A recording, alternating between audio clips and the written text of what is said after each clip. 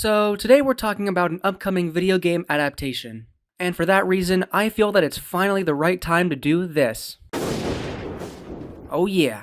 So this movie's been in the pipeline for years. I mean, this was announced like 8 years ago, something like that. The first game came out in 2014, I believe. So I mean, almost a decade old FNAF is. For context, I've been a FNAF fan for years. I mean, really ever since the first few games came out. You know, I'm in the majority. I always watched Markiplier play through them. He would do the 420 mode, and then I would patiently wait for the next game theory video to drop. I think that's where most people were at. I haven't played them all. I've played the first few, but I kept up with the lore and the ever-changing timeline, just like everyone else.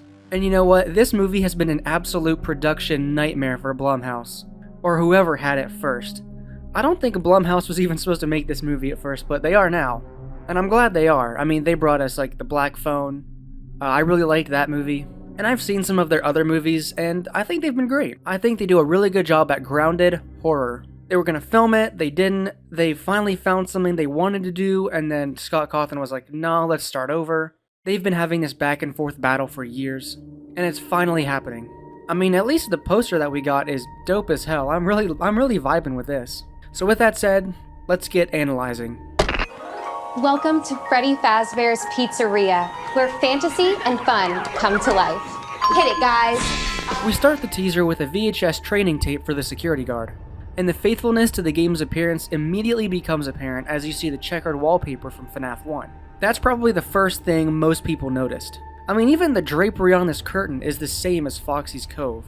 I promise I'm not a mega nerd about FNAF like I'm seeming like I am. All this stuff we've just been watching for years, and it's really easy to pick out.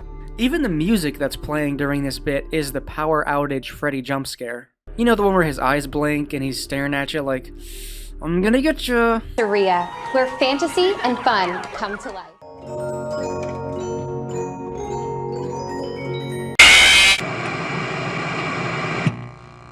Our first look at the animatronics themselves goes by very quickly, and I have to say, they are the highlight of the trailer for me. It's crazy to actually see them in real life, and they look legitimate, and that's because they were made by the Jim Henson Corporation, and you can feel their puppet-like movement.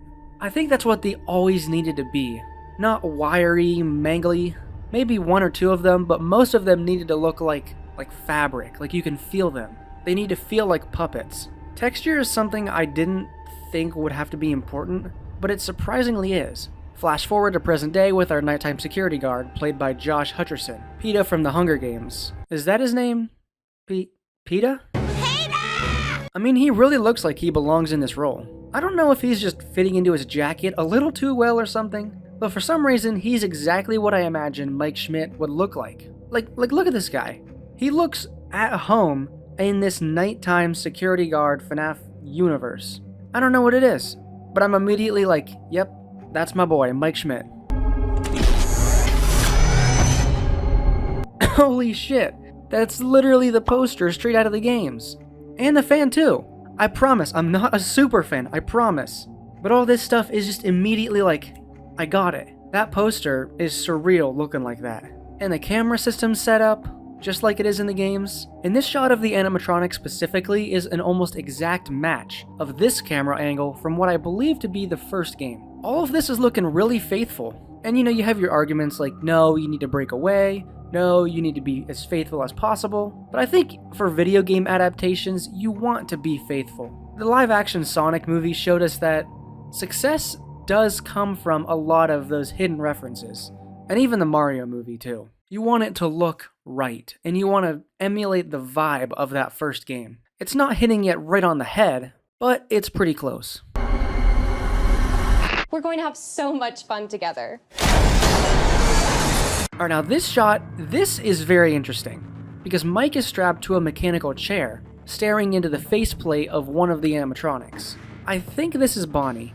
You can kind of tell from this fur outline on the ear. If you don't remember this from the first game, that's because this really isn't from the first game. This is Mike getting scooped, I believe. His insides are being removed so the animatronics can stuff themselves inside of him to escape into the outside world, wear him like a puppet. That concept is taken right from Sister Location, if that is what's happening here. And this might point to the ultimate goal for the animatronics in the film. They might be wanting not just to get revenge on someone, but to actually escape the facility. Now, the facility they're in is not the same as Sister Location. It's not the same technologically speaking. So I might be making a leap of logic here. But I think that would be a cool setup for the next film.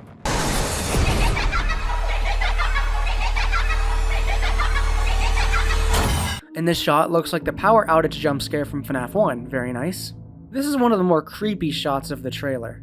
Seeing something like this where you can still see their irises and their pupils and their eyes, that could lead to some really creepy moments. Now this is a bit of a strange turn for this film. This is the character of Vanessa. Yes, seemingly borrowed from Security Breach, the latest FNAF game.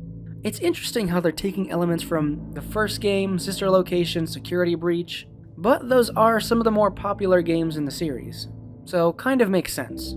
I think it's a smart decision. You don't want to just emulate the first game entirely. FNAF fans have come and gone, in and out of different points of the franchise. So you want to reach into different eras, like the beginning, the middle, and the most recent. Not too sure about what her character is going to be specifically. There is a plot synopsis out there, but I don't like to touch into those too much because some of them are real, some of them are leaked, could be very different from what we actually get. So these 5 kids here are likely the missing children that got stuffed into the suits, and their outfits actually match the animatronic they were stuffed in. You can interpret this shot a few different ways. They could either be the spirits of the children, or maybe this is before the murders, and their outfits are just a tongue-in-cheek way of foreshadowing what's going to happen to them. But it seems a little too on the nose. No kid just walks around with a pirate hook for no reason. I really think this is a spirit situation. You have Bonnie here with the rabbit ears, Freddy because he's brown shirt, Chica the girl in yellow, Foxy the pirate with again the pirate hook, and this 5th kid, who's he? If I have the lore straight in my mind, I think that this 5th kid might be who possesses Golden Freddy, Cassidy. Because Golden Freddy, he's kind of a weird character in this series. He was in the first game more of as an Easter egg, like secret ending, but then he kind of became actually relevant to the story. 5 kids, this is technically the 5th animatronic, or alternate theory, this kid is wearing a striped shirt. This might be the puppet from FNAF 2. We also get our first look at Matthew Lillard, the guy playing the purple guy. Shaggy from Scooby-Doo? I'm here for him. And finally, a better look at the animatronics in their possessed state coming after this kid. Everyone's thinking the same thing here, but I think 3C Films said it best. The red eyes are definitely a choice. In my opinion, they should have gone with the small pupils instead, like this frame of Freddy. It would just be so much more scary and a little less cliche. The red eyes, they're not really that menacing. We've seen them so much that they're kind of overplayed and a little bit goofy. The animatronics could be a bit more terrifying, but that's just a small nitpick. It might even be different in the final release of the film. We don't know. But overall, this teaser is really what I was hoping to see. There's a great faithfulness to the games, and they're sticking to practical effects. Blumhouse can't afford a lot of CGI, or at least they're not putting that into the budget, because with a budget as low as this, they're pretty much going to make their money, if you're not counting all of the rewrites and the production hell and everything.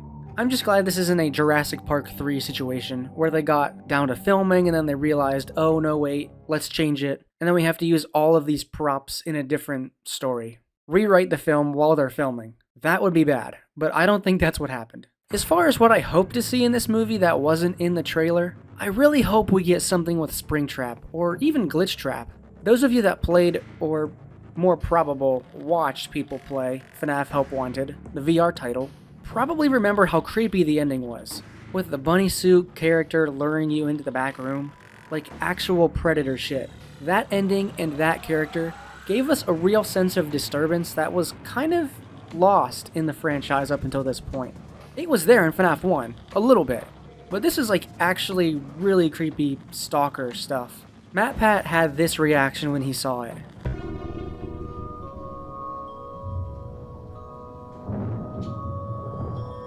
Oh god.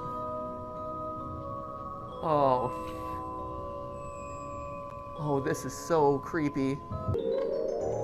Oh, this is dark, man. I mean, it's genuinely, disgusting. Ugh.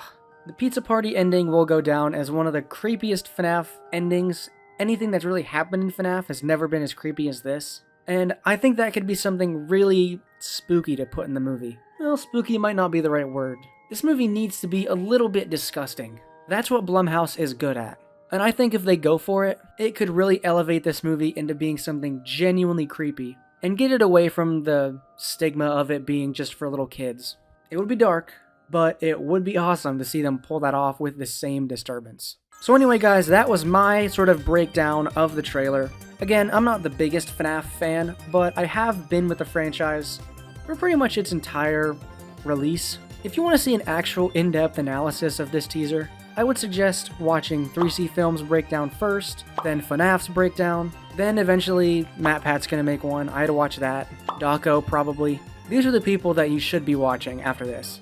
So go watch their videos because they'd probably do a much better job of breaking this stuff down. Definitely gonna make a video about it when it actually comes out this October. And I gotta say, I'm excited. Thank you everybody so much for watching. Check out the Discord, subscribe for more videos like this, and I'll see you next time.